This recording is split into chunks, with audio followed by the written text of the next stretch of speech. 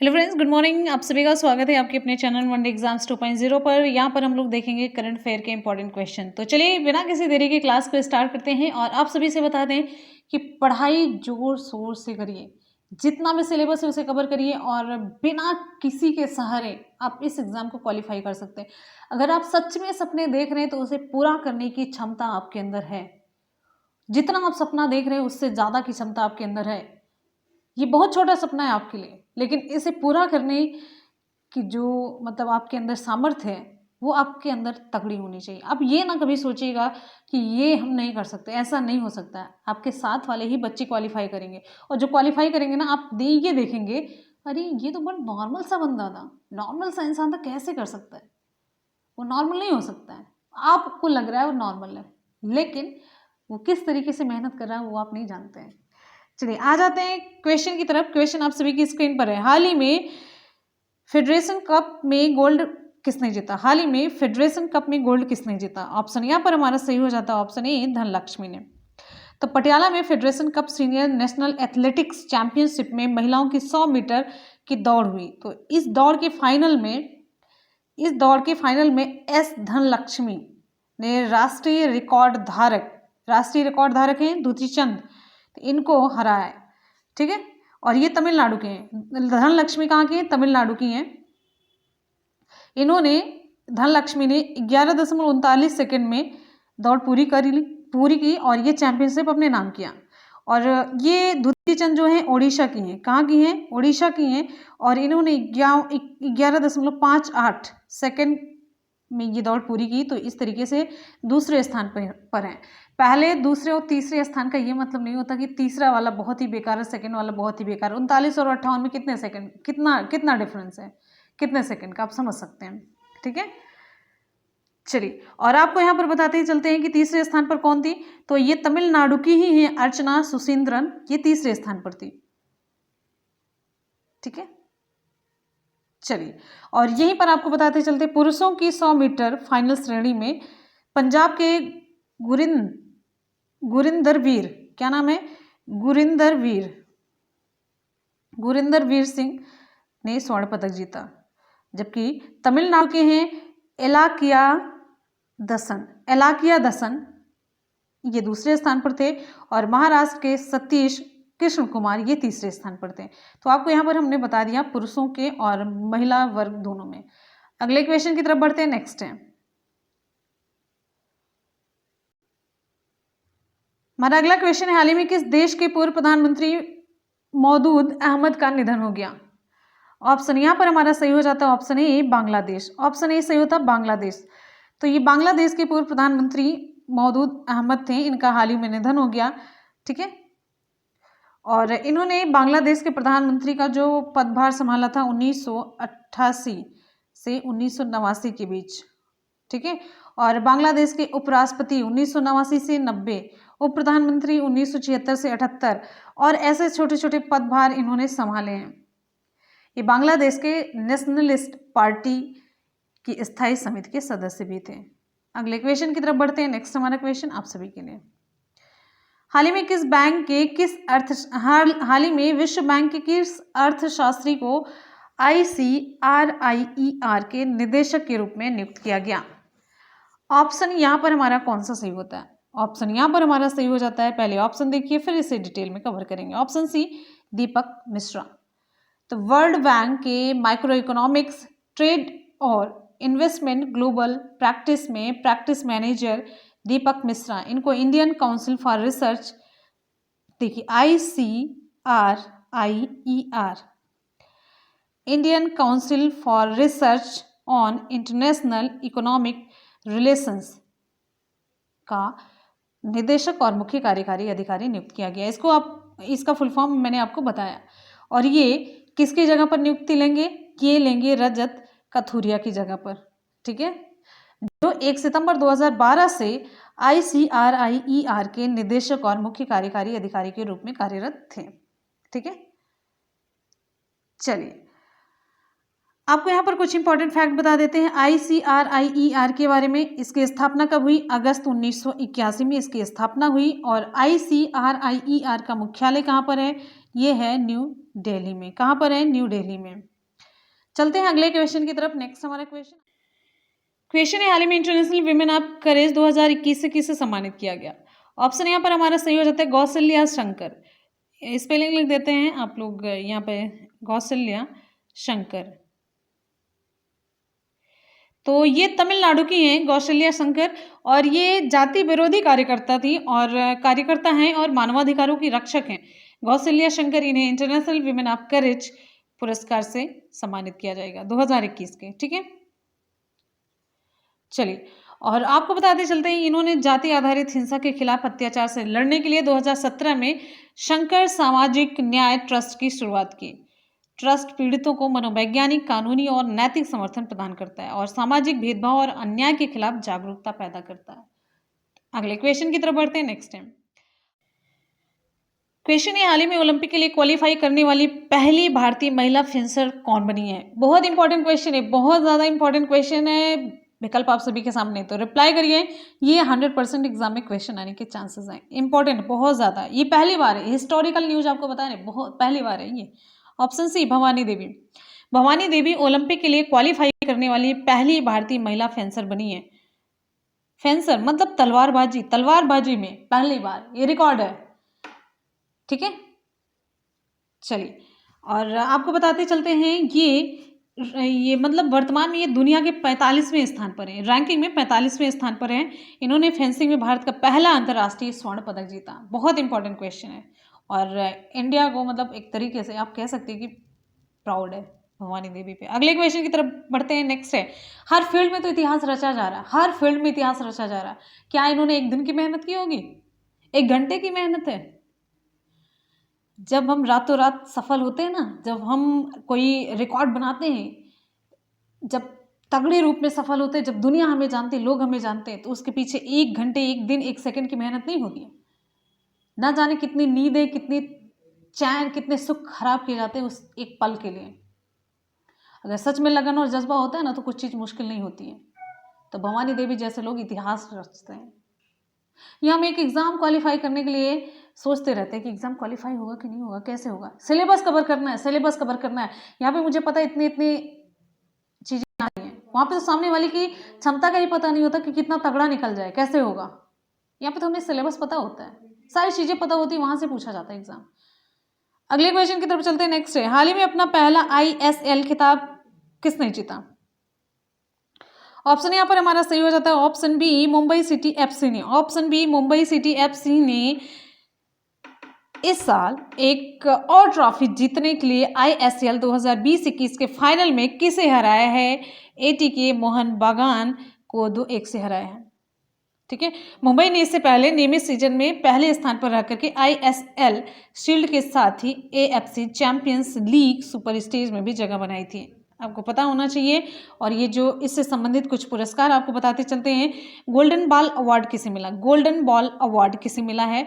तो ये जो ISL 2020-21 का सर्वश्रेष्ठ खिलाड़ी है उसे दिया जाता है। तो ये है ATK हैं, ATK मोहन बागान फॉरवर्ड हैं, रॉय कृष्णा को मिला है, रॉय कृष्णा को मिला है। ठीक है, और emerging Indian player of the year ये मिला है लालेंग माविया को, लालेंग माविया को। ठीक है, और गोल्डन बूट अवार्ड मिला है इगोर अंगुलो को, इगोर अंगुलो को। ठीक है, गोल्डन ग्लव अवार्ड ये मिला है सर्वश्रेष्ठ जो गोलकीपर हैं, किसे क्या नाम है, अरिंदम भट्टाचार्य को मिला है। ठीक है, और golden boot award top goal scorer को मिला है, तो इगोर अंगुलो आपको मैंने बताया। अगले क्वेश्चन की तरफ बढ़ेंगे। नेक्स्ट हमारा क्वेश्चन आप सभी के लिए, हाल ही में किस कंपनी के द्वारा नया 5G रेडियो साधन बनाया जा रहा है? ऑप्शन यहाँ पर हमारा सही हो जाता है ऑप्शन डी, नोकियो के द्वारा। ठीक है, नोकियो ने घोषणा की कि उसे एक नया क्लाउड आधारित 5G रेडियो स्टेशन विकसित करने के लिए किसके साथ? माइक्रोसॉफ्ट, अमेजन वेब सेवाओं और गूगल के साथ इन्होंने साझेदारी की है। ये घोषणा इसने 16 मार्च को की है। और ये साधन ये अपने radio access network RNA radio access network तकनीक के साथ ये मतलब विकसित किया जाएगा। और ये साझेदारी एक तरीके से आप कह सकते हैं कि व्यापार करने के मतलब जब भी कोई साझेदारी होती है व्यापार को ही बढ़ावा दिया जाता है भाई। वो उसमें साझेदारी होती है, आपको प्रॉफिट मिलेगा, हम इसके इतना मतलब हमारा पार्टनरशिप होगा, ये है तो यही चीज़ें होती हैं। और जो रेडियो एक्सेस नेटवर्क है इसके बारे में आपको बताते चलते हैं। यहाँ पर RAN होगा, रेडियो एक्सेस नेटवर्क है ना, RAN। The radio access network एक मोबाइल दूरसंचार प्रणाली का हिस्सा है और ये प्रणाली रेडियो एक्सेस तकनीक को लागू करती है। मेनली RAN एक कंप्यूटर, मोबाइल फ़ोन या किसी रिमोट से नियंत्रित मशीन जैसी डिवाइस के बीच ये रहता है और ये इसी तरीके से कुछ काम करता है जैसे कि वायरलेस कनेक्टेड डिवाइस होती है वैसे ही। ठीक है, चलिए अब यहाँ पर कुछ इंपॉर्टेंट फैक्ट बताते चलते। कुछ जो टेक्निकल वर्ड होते हैं उसी क्षेत्र से रिलेटेड लोग ही ज़्यादा समझ पाते हैं। तो नोकियो के CEO कौन है? पेक्का। नोकियो के CEO हैं पेक्का लुंडमार्क हैं। नोकियो की स्थापना कब हुई? 12 मई 1865 को। नोकियो का मुख्यालय कहाँ पर है? फिनलैंड में है, फिनलैंड के एस्पो में है। नोकियो कहाँ की कंपनी है? फिनलैंड की है नोकिया। अगले क्वेश्चन की तरफ बढ़ते हैं। नेक्स्ट है हाल ही में battle ready for 21st century पुस्तक का विमोचन किसके द्वारा किया गया? बैटल रेडी फॉर 21 सेंचुरी पुस्तक का विमोचन किसके द्वारा किया गया? उत्तर यहाँ पर आपका सही हो जाता है option A, general Bipin Rawat. ठीक है, जनरल बिपिन रावत के द्वारा इसका विमोचन किया गया। और लेफ्टिनेंट जनरल AK सिंह, ठीक है, और ब्रिगेडियर नरेंद्र कुमार, ठीक है, इनके द्वारा, देखिए lieutenant general AK Singh, Narendra Kumar, इनके द्वारा संपादित की गई ये पुस्तक battle ready for 21st century. और इस पुस्तक का विमोचन जनरल बिपिन रावत ने किया। और आपको बताते चलते हैं ये पुस्तक क्या है। इस पुस्तक में संघर्ष, उभरते क्षमता और ध्यान केंद्रित करने वाले मुद्दों की मतलब एक तरीके से इन सारी चीज़ों को चिन्हित किया है, इसे परिभाषित करने का प्रयास किया है। और ये पुस्तक भविष्य के संघर्षों पर आधारित है कि भविष्य में किस तरीके का संघर्ष होगा, 21 सेंचुरी में किस तरीके का, जैसे है नाम से पता चल रहा है ना बैटल रेडी फॉर, मतलब यहाँ पर जो 21 सेंचुरी के लिए जो भी संघर्ष हैं आपके, जो भी युद्ध हैं वो आपको यहाँ पर मतलब बताया जा रहा है, उसके लिए सजग करना पड़ रहा है।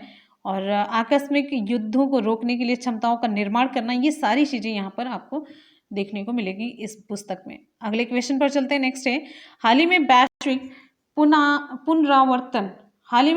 पुनरावर्तन दिवस 2021 कब मनाया गया? ऑप्शन यहाँ पर हमारा सही हो जाता है ऑप्शन डी 18 मार्च। ऑप्शन डी सही हो जाता है 18 मार्च। ठीक है, वैश्विक पुनरावर्तन दिवस, global recycling day, global recycling day हर साल 18 मार्च को मनाया जाता है। कब मनाया जाता है? 18 मार्च को मनाया जाता है। और यह दिन रिसाइकलिंग की अवधारणा और अभ्यास को भी बढ़ावा देता है। ठीक है, चलिए रिसाइकलिंग, इसका जो मुख्य उद्देश्य है उन लोगों, स्थानों और गतिविधियों को पहचानना है जो प्राकृतिक संसाधनों के संरक्षण में रिसाइकलिंग के महत्व को प्रदर्शित करते हैं। और इस बार का जो विषय है वैश्विक पुनरावर्तन दिवस का जो विषय है रिसाइकलिंग हीरोज है, रिसाइकलिंग हीरोज है। ठीक है, रिसाइकलिंग हीरोज है इस बार का विषय है। अगले क्वेश्चन की तरफ बढ़ते हैं हम। नेक्स्ट हमारा क्वेश्चन आप सभी के लिए, तो यहाँ पर करंट अफेयर का आज का क्वेश्चन हो जाता है कंप्लीट। करेंगे सभी क्वेश्चंस का सुपरफास्ट रिवीजन। हाल ही में फेडरेशन कप में गोल्ड किसने जीता? ऑप्शन यहाँ पर हमारा सही हो जाता है option Dhanlakshmi, option A. Next, हाल ही में किस देश के पूर्व प्रधानमंत्री मौदूद अहमद का निधन हो गया? ऑप्शन सही हो जाता है ऑप्शन ए, बांग्लादेश है। नेक्स्ट, हाल ही में विश्व बैंक के किस अर्थशास्त्री को ICRIER के निदेशक के रूप में नियुक्त किया गया है? उत्तर यहाँ पर आपका सही हो जाता है ऑप्शन सी, दीपक मिश्रा। नेक्स्ट हमारा क्वेश्चन आप सभी के लिए, हाल ही में इंटरनेशनल वीमेन ऑफ करेज 2021 से किसे सम्मानित किया गया? ऑप्शन यहाँ पर हमारा सही हो जाता है ऑप्शन ए, कौशल्या शंकर है। नेक्स्ट है हाल ही में ओलंपिक के लिए क्वालिफाई करने वाली पहली भारतीय महिला फेंसर कौन बनी है? तो उत्तर आपका सही हो जाता है option C, Bhavani Devi. Next question है हाल ही में अपना पहला ISL खिताब किसने जीता? उत्तर आपका सही हो जाता है option B, Mumbai city FC ने। नेक्स्ट क्वेश्चन है हाल ही में किस कंपनी के द्वारा नया 5G रेडियो साधन बनाया जा रहा है? ऑप्शन यहाँ पर सही हो जाता है ऑप्शन डी, नोकिया। क्वेश्चन है हाल ही में बैटल रेडी फॉर 21 सेंचुरी पुस्तक का विमोचन किसके द्वारा किया गया? उत्तर आपका सही हो जाता है ये जनरल बिपिन रावत। अगला क्वेश्चन है, हाल ही में वैश्विक पुनरावर्तन दिवस 2021 कब मनाया गया? तो विकल्प यहाँ पर डी सही हो जाता है 18 मार्च। और इस बार का ये जो विषय है रिसाइकलिंग हीरोज है, ठीक है, रिसाइकलिंग हीरोज। तो फ्रेंड्स यहाँ पर आज का करंट अफेयर और उसका सुपरफास्ट रिवीजन कंप्लीट होता है। अब इससे पहले कि डेज का जो करंट अफेयर है उसे हम रिवाइज करेंगे। क्वेश्चन है, हाल ही में प्रादेशिक सेना में कैप्टन के रूप में पदोन्नत हुए केंद्रीय मंत्री कौन बने? ऑप्शन यहाँ पर हमारा ए सही हो जाता है अनुराग ठाकुर। नेक्स्ट है, हाल ही में किस देश के प्रधानमंत्री हामिद बकायोको का निधन हुआ? ऑप्शन यहाँ पर सही हो जाता है आइवरी कोस्ट। नेक्स्ट क्वेश्चन है, हाल ही में किस सरकार ने IBM के साथ स्टेम फॉर गर्ल्स शुरू करने के लिए समझौता किया? उत्तर सही हो जाता है बी उत्तराखंड है। नेक्स्ट क्वेश्चन है, हाल ही में विश्व स्तर पर मनाया गया विश्व किडनी दिवस, हाल ही में विश्व स्तर पर विश्व किडनी दिवस कब मनाया गया?